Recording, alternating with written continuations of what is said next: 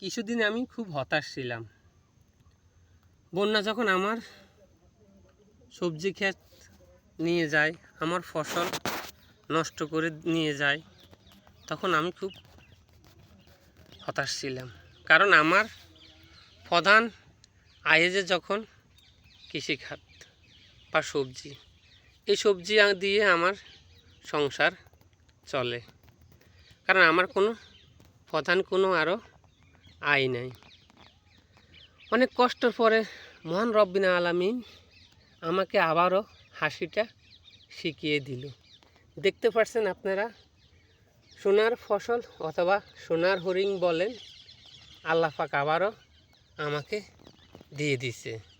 তাইলে আমি হাসবো না, হাসবো কে? একটা কথা আছে না, আল্লাহ যাকে হাসায় অতি সহজে হাসতে শেখায়।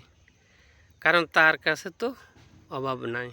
তাই জন্য বলবো, কৃষিকাজ করেন, হাসতে শিখেন। কৃষি আমার গর্ব।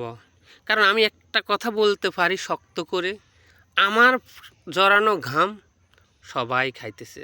যারা বসে আছে সচিবালয়ে, যারা বসে আছে বিভিন্ন বড় বড় চাকরিজীবী, তাদের টাকা আছে, কিন্তু কৃষি কোনো পণ্য নাই।